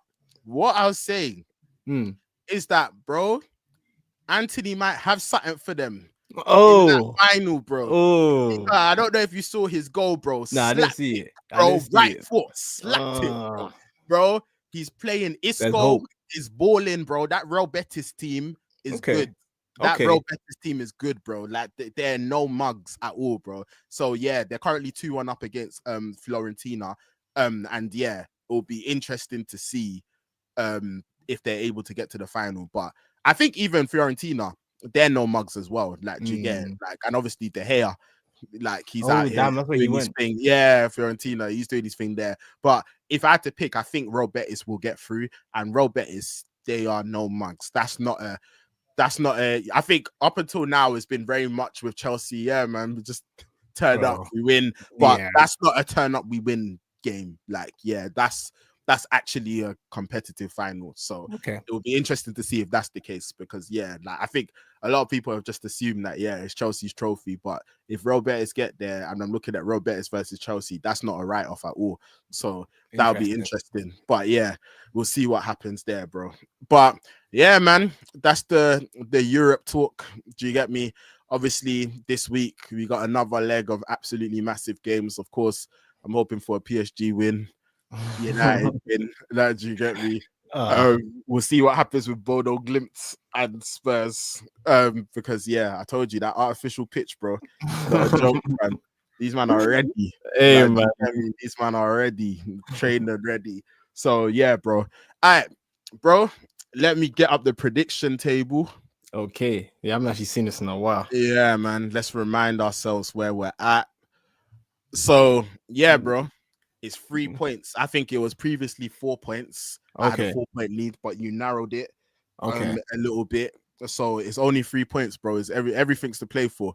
Like that's currently where we're at. So like this is a big week, bro. So okay, that's good. I didn't know it was that close. Yeah, no, it's close, bro. Like, do you get me? I was sad when I was updating it. I said, bro, this guy's kind of getting a little near. Hey, bro, listen, I told you the final weeks, bro. The final weeks. Yeah, man, we got 6 games. We're gonna rattle through the predictions. We'll alternate. So yeah, with the Arsenal game, just because it's Arsenal, I say you go first, and then United game, I'll go first, and then we'll just alternate like through the list. So first game, Arsenal Bournemouth, bro. What are you thinking? Arsenal Bournemouth. I'm gonna go 2-1 Arsenal. 2-1 Arsenal. Let me get that down. And I'm gonna match you on that, bro. Okay. Yeah. I think it's one of them ones where the PSG game is super important, and I know you've got to rotate, but I think you're not going to rotate like drastically. Nah, bro. Listen, Like, we have to look behind us. I told you that league table, we're not as comfortable as we need to be. So yeah, I'm gonna match you with that one. So Cool, 2-1. Then United, Brentford, cool. Bro, this is a tough one, yeah, because it's like I think he will rotate, but again, I don't think he'll be like super wholesale changes. Bruno's the one that I'm interested in because like I know he rested him the other day, but this guy again, like them people genetically they're just bionic. Like he can play like every game. So I'm trying to think, is Amorim gonna play him? Like I don't know if the fact that we're 3-0 up, if that's gonna factor into his decision making. It's a Sunday game. We play at home on Thursday, so it's not like it's a super tight turnaround. I feel like, but Brentford in Bremo with a 2-man step. Nah, man, don't think about it too much. I'm gonna go draw. That's a good I'm gonna go draw. Let me say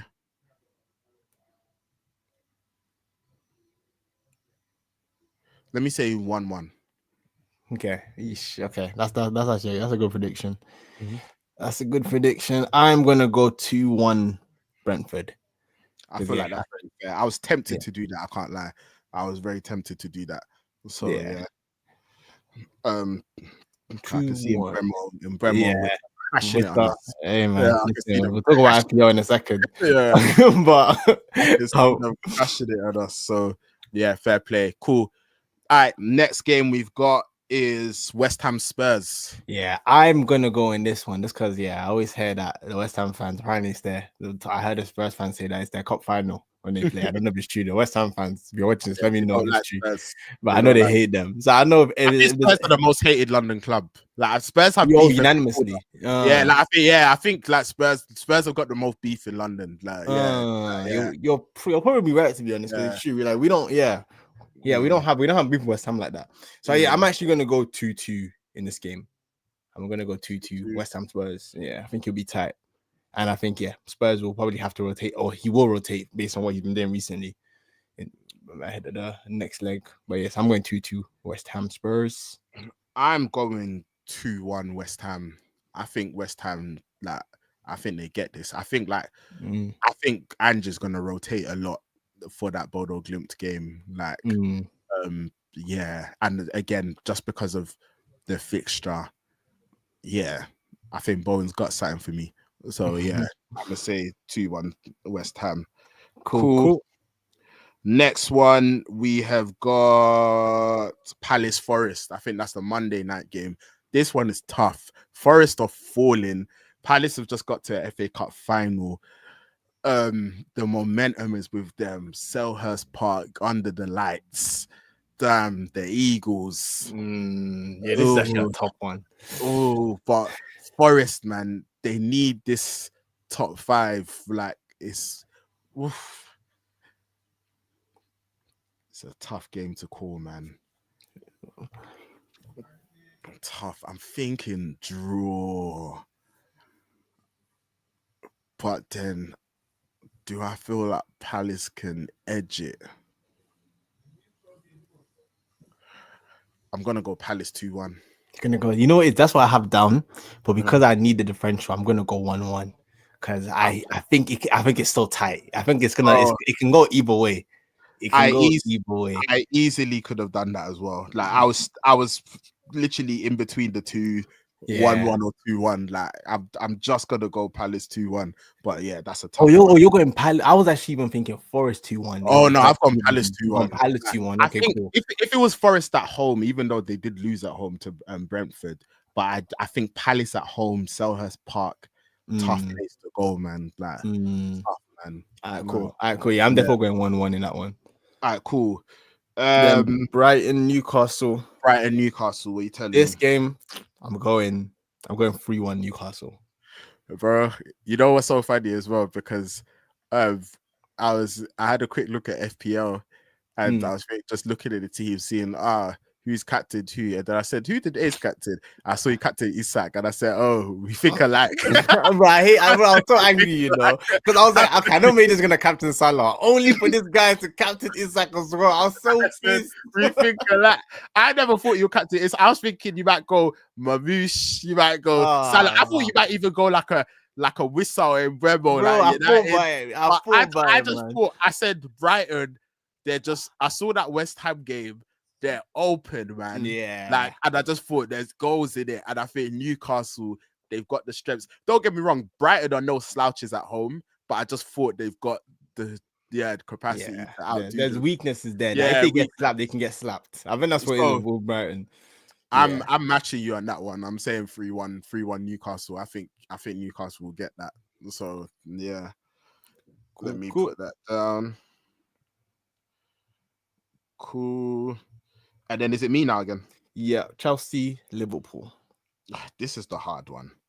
Because Liverpool, what are you on? Like, I just don't know.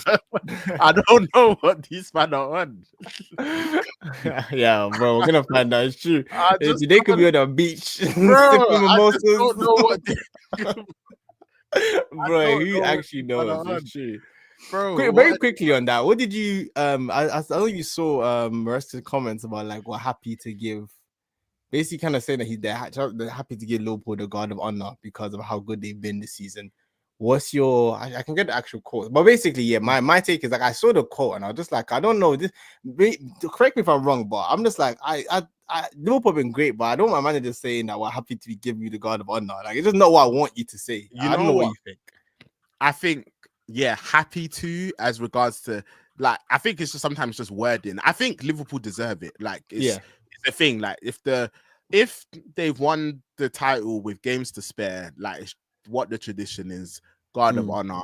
Like I'm just very happy that when they won the title, we don't face them. So there's none of that with us because I know they would absolutely love that.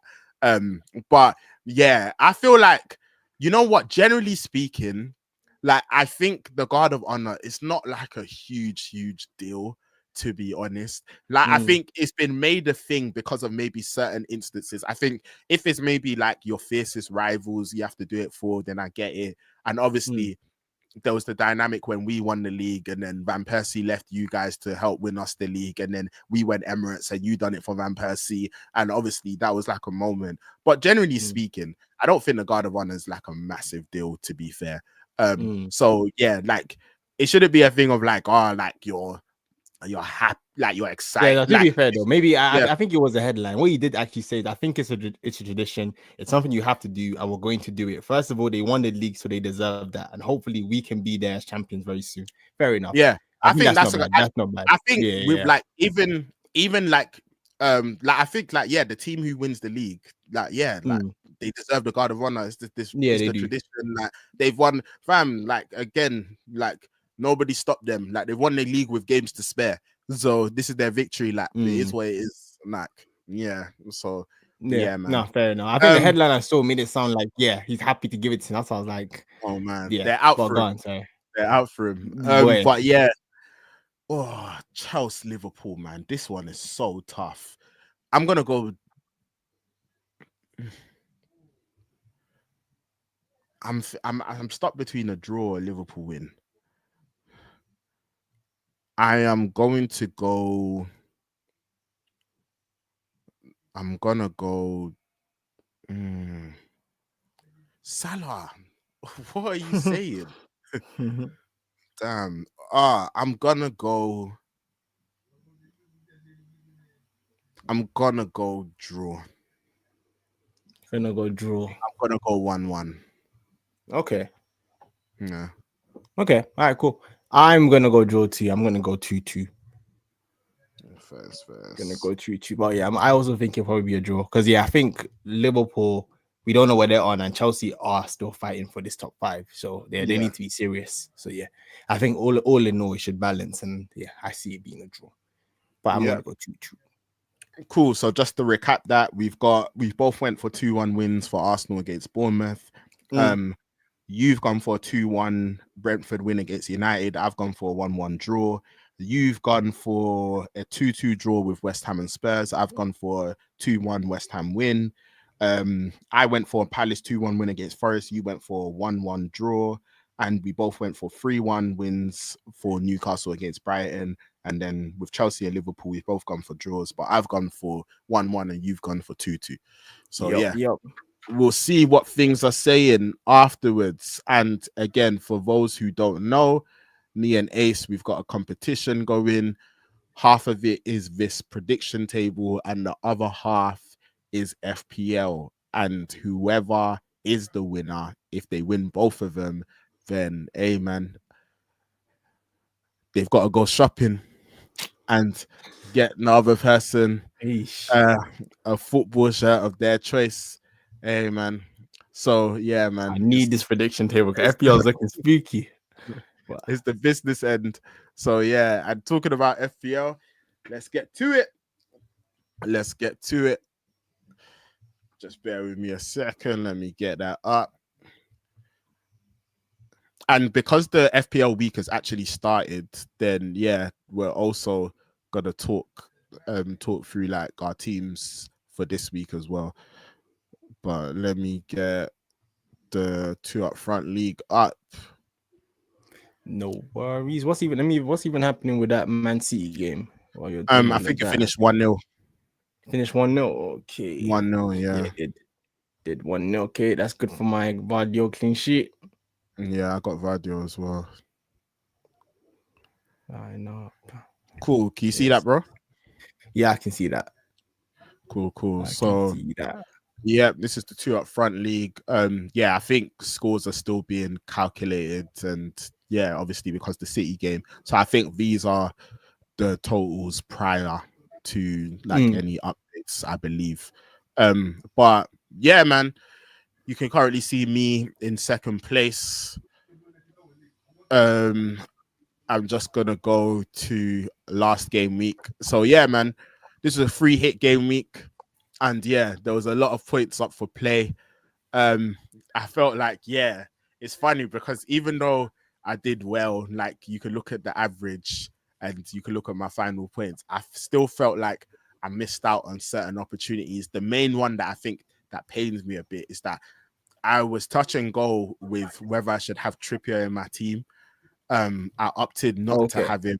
Yeah, and then I brought Cucurella in just because I felt like Everton weren't going to score against Chelsea. I predicted that to be quite a low scoring match, and I thought Cucurella, like he's like popped up with a goal and like some attacking returns here or there. So yeah, I thought he could do the job. And then Trippier had a monster 15-pointer. Which Cucurella, he still got 6 points. Pope got and he could have got a goal in that game as well. I'm watching. Yeah. Good opportunity. So I felt like my thinking was fine. But yeah, like it was just one of those things. Nori, I think a lot of people who used their free hit, they got him into the team, and yeah, what was it? Clean sheet, assist, and then a couple of bonus points, I believe. Ceci Young popped up with the last minute bomber. Last minute winner. So yeah, you look at that defense, there's like 6 points for Pope, 6 for Cucurella, and then Nuri and Ceci Young both had 11. My midfield, we've got Murphy there. I was really contemplating Barnes, like it was a headache. I was thinking Barnes, Murphy. I ultimately decided to go with Murphy because I just thought he was more sure of minutes. Like I think because of like a lot of the time he plays on the right, and I felt like it was more Gordon and Barnes who are kind of like battling it out for the left. So I just went with Murphy, and obviously he won the penalty for Isak, so he got me 3 points, 3 extra points along with his 3 basic points with the playing and then the clean sheet. So 6 points all together with the FPL assist. Bruno, this was so weird because obviously he didn't score or assist and got me 2 bonus points just because, yeah, like I think throughout the game, like, yeah, like accurate passes and stuff. Like That's crazy. He was able to actually get second on the bonus points without scoring or assisting, which is mad. Like it doesn't happen often, but yeah, again, like in Buemo, he blanked. Yeah, like it was his partner in crime that was able to get the job done with Wissa. So yeah, no points for me in Buemo. I think that's actually, if we're including the bonus points for Bruno, that was actually my only blank. Salah, he eventually got his goal. He was desperate for it. And yeah, he eventually got his goal against Spurs, Spurs. sorry. Yeah, Spurs. And yeah, like I captained him because I just thought it was gonna be a celebration. Yeah. I thought he would get a couple, to be fair. Like, Same. yeah, so Same. yeah, but I thought minimum like he'll get one. Iwobi got an assist, so Yeah, yeah, that was a good shout. you can't complain there. And then yeah, Cunha, like yeah, he done his job, a goal, 2 assists, 3 bonus points, and then Isak got a goal as well. And then I think quite a lot of people would have had points on their bench just because of the nature of free hit. So yeah, I had a few. Trent got an assist and Jackson scored a goal and got a couple bonus points as well. So overall, like a good week, but yeah, like could have potentially been a bit better. And then just moving on to this week, you can see that, yeah? Yep. Yeah, man. So it's funny because the free hit happens and then you're like, Oh yeah, you're back to your yeah, I'm just like, go back home. I've got these are the players I've got again. I'm like, rah, what's going on here? Do you get me? So yeah, man. I think the only change that I've made is I've brought in Wemo, predominantly actually for future fixtures. Yeah. But yeah, in Bremo's in my team, and then yeah, man, Raya's in goal. Defense, I felt like it was pretty self-explanatory. I was contemplating Kivior, but I just felt that I was thinking Konsa or Kivior, who has more of a chance of keeping a clean sheet, and I just said I'm gonna go with Konsa. We'll see how that goes. Yeah, then Sa, this guy, I saw him crash 2 in the FA Cup semi-final, bro. Like, fam, you best start doing some stuff in FPL, bro. Yeah, he's like, nothing in the league. Fam, Yeah, honestly. So yeah. And then yeah, Rodgers, Salah, in Bremo, you can blank because you're facing United. But yeah, and then Mateta, Mamouche, and then I've gone with Isak as my captain. So yeah, like that's my team. We'll see how it goes. Obviously, business end of the season. So yeah, a lot of points up for grabs. But if I go back to the league, let me go to last week. Ace, 95 points. Talk me through it. Yeah, I feel like with me this week, I think it was the goalkeeper choice that was a big one because I think I knew kind of a lot of people were going to go for Pope. I know who would other, and yeah, I know Sanchez was a big shout, but then I was looking at Wolves and I was like, you know what? Looking at their form and just looking at how how they've been so far. I think with Wolves, my concern too, I think Saul was actually injured the previous game, so there's a little bit. I think that's even why. If you look at my goal, he's my second goalkeeper on the bench. Is it even? Who did I go with in the end? Leno. He scrolled down a little bit. It was Leno. Yeah, I wasn't sure. Yeah, because there was even a bit of me because I was like, I knew I definitely wanted the Wolves keeper, but I wasn't sure who was going to play based on because I didn't know whether Saul was definitely going to be fit. So Leno was like my backup choice just in case. But yes, I'm very happy that I went with Sa, Nori. Like they got me some very good points. Sesson Young, like we said, came through the last minute goal. That was beautiful. Definitely needed it. Trent, thankfully, the end was able to get me some points with the assist. Because yeah, that one I was looking like that. I think that's probably out of my defensive line. That was definitely a play that I probably regretted, and I wished I had gone for someone else. In hindsight, obviously, like hindsight, because Barnes and Murphy was the one kind of similarly to you. I didn't know who to go with, so I was like, I'm going to go for both of them. I was like, I want to go for both of them. I thought they could score big, and I thought they could both get points.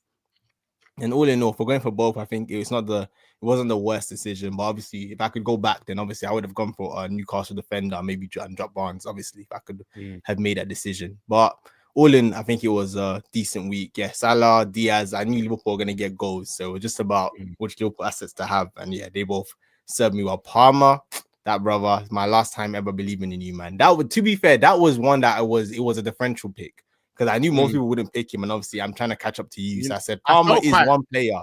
Yeah. I felt quite a few people went with him, and I was surprised with how much people went with him. Like, yeah, with you, it makes sense again because of the differential, trying to do the differential pick. But yeah, I was surprised that Like, yeah, I was just like, bro, like, I don't get me wrong, I get it, but I was like, Everton, they're not a team that defensively good. normally Yeah, allow loads of yeah. goals, and he's just bang out of form, man. Like, so I Yeah, was just he like, I is. was You know surprised. what it is? I think it's that desperation when you need a player that can get you 2 or 3 goals. There's not a lot of Yeah, players he in the can Prem haul. that you Yeah, he think can haul. can Yeah, haul yeah, you yeah. in a Yeah, week. yeah, I think it was yeah. more of that hope with Palmer. That I was like, you know what? If someone the options I'm looking at can think can get me 2 or 3, it could potentially be him, but it didn't really work out. He is really bang out of form, but whatever. And then yeah, man, Cunha, like we said, yeah, he was a great big 15 points and Isak as well. So yeah, all in all, I think for me it was definitely a good free hit. Maybe Trent and maybe one of the midfielders could have been slightly better, but I feel like I can't really ask for too much more. Like I think you had a good week too, because obviously I'm looking at you. I'm like, yeah, I need to claw back major. So you had a good week as well. So it was just brought it down a little bit more, but yeah, still a long way to go. And hopefully these next 3 game weeks I can make some big calls. Like I thought I made. If you go to this week now.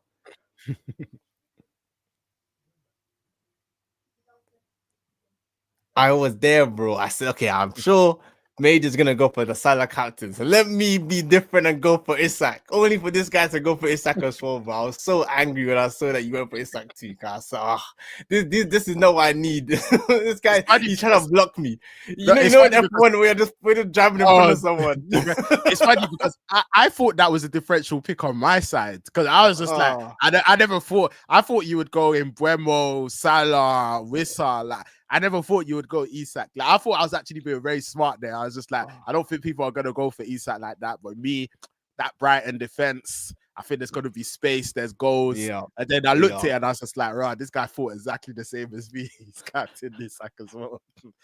Bro. Right. So yeah, that was disappointing to see that you've also captained him. But I think all in all, I feel like my team, yeah, Vardio's been a good start. Mamouche, he's another one that if I had the funds, I'd probably be looking to remove that brother. But Yeah, what can we do? couple people captain him. Like, yeah, They're already disappointed. yeah. So All the weekend they're already disappointed. It's a damn shame. I'm sorry. I'm sorry to hear that.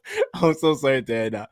But I think this week for me, and yeah, I know you brought in Mbeumo as well, which I wasn't sure you would also make that move because you're playing United. I was hoping that you wouldn't, to be fair. I thought maybe him and Wissa could be another 2 nice differential for me. I'm worried about Wissa. Yeah, I'm worried about Wissa. I can't lie. I feel like, hopefully Mateta's got something for me, man. But yeah.